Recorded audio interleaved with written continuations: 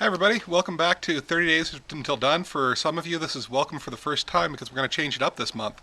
We're filming here from the most beautiful place in the world, Sequoia and Kings Canyon National Park. And we've been doing now 3 months of poetry. That's great. I love poetry. I am a natural born fiction writer, though. That's my native habitat. I got overwhelming. I asked on Facebook and elsewhere if people would be interested in doing fiction, and I got overwhelming, yes, please, let's do fiction. And so let's do fiction. The idea behind 30 Days Until Done so far has been this. Write a poem every day and with a unified theme, and eventually you'll have a collection because great poets write in terms of collections instead of individual poems, and it really primes your muse to do that. The same goes with short stories. Right.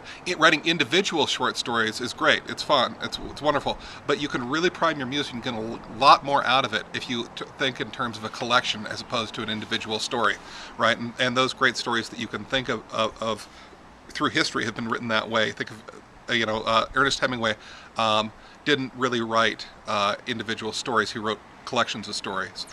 Same goes with Raymond Carver and Andre Dubus and all of those other great ones. Now, I know there's somebody out there saying, well, what about, okay, yeah, so there are some individual great stories, but it's a lot easier to do it this way. Okay, so we're going to think of our short stories in that way. Not right now. We're gonna build towards that. Also, we're not going to do a short story every single day. Who is it? The guy who lived down in the valley used to do that. Oh, why don't you turn that way? There's a baby bear.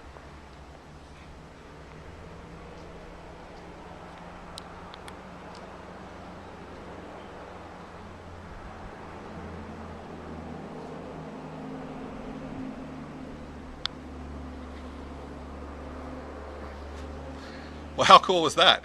This is the only classroom in the world where that'll happen. Maybe in Russia. So there are individual people who have done. He's right down below me. Who have done individual stories, and we're not going to be working in terms of every day coming up with a short story. Instead, it's going to be more like every week, and we're going to take some time to think about revision as well. Oh, here he comes.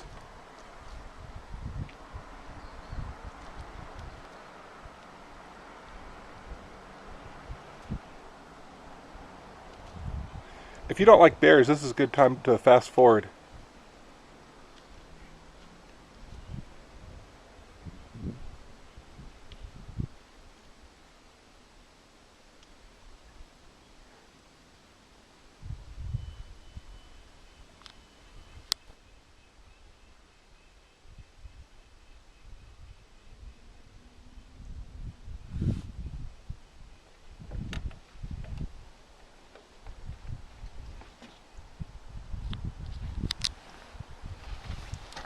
Okay, so not a short story every day. Instead, we're going to be thinking in terms of maybe a short story about every week. And we're shooting for 4, maybe 5 short stories and a little bit of discussion about how to revise because revision is the most important part. Okay, so here's where we're going to start. What I'd like you to think about and what I'd like you to post today is just 2 things. The first, we're looking for a good setting. What makes a good setting a good setting? And you're going to post down below so we can all comment on this. Good settings are places where interesting things happen, and avoid ritual. So, for example, a restaurant scene is usually a pretty hard scene to pull off. Because there's the ritual of dining, right? And so you get caught up in the tedium of that. There, of course, are good restaurant scenes. I'm thinking in terms of movies, the best restaurant scene is in Pulp Fiction, where they break the convention of the thing. So if you're going to break convention some way, that's good. Any other ritual, high school graduations, religious rituals, unless you're completely going to violate that ritual, usually it's harder to pull off. Not impossible. Even sales, right? That kind of thing. So find an interesting setting, something dynamic. It would be good. Something really. There's a lot going on. So like a butcher shop is really good. Grocery stores, as long as you're staying away from the sales areas, are really, really good. I'm not saying that you should use them. I'm giving examples. What's another one? Well, the forest in which bears come through.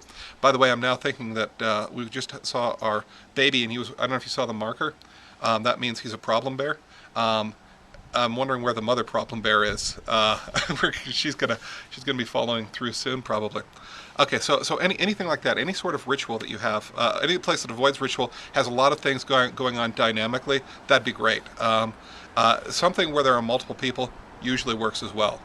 Okay, so think of a very good setting and post it down below, and we'll all comment to see what the possibilities of that setting are, what you can do with it. The second thing we're going to need is protagonist and antagonist. What we're looking for are what I often call avatars. One of the things that really slows people down when they're writing short stories is they're writing thinly veiled versions of themselves, and it's hard to pull that off, and it's hard to do that well. Because there's not, it's just a thinly veiled version of yourself. And as a human, you're trying to avoid conflict. In the story, you need to go towards conflict, right? And so, just as a psychological exercise, it's hard to put yourself as a character and then go towards that conflict. So we're going to try to avoid that. I'd like to think of that setting and then think of the avatars, two avatars of that setting. In other words, who seems to represent that setting? So if I were going to do this, what would I do? I would, let's set it here. We're in Sequoia National Park in a classroom in which bears walk through. Who are some avatars of that setting? I'm thinking about the young teenage, we'll say a boy who's sort of technology obsessed, can't get a signal up here, is feeling anxious about himself.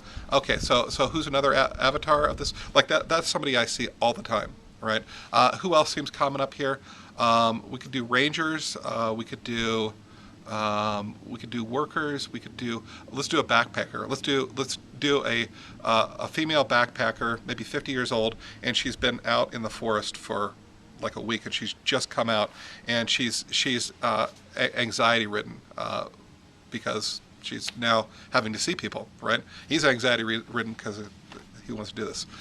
Okay, so we've got our setting, and then we've got our characters, and that's all we're going to think about right now. And you're going to post them down below, and so we can kind of talk generally. This will be the last time for this story that we talk generally. After this, we're going to, I believe very much in just launching in, starting to write things. So tomorrow you're going to have a direct writing exercise. Okay, so that is 30 days until done for September 1st, and I will see you later.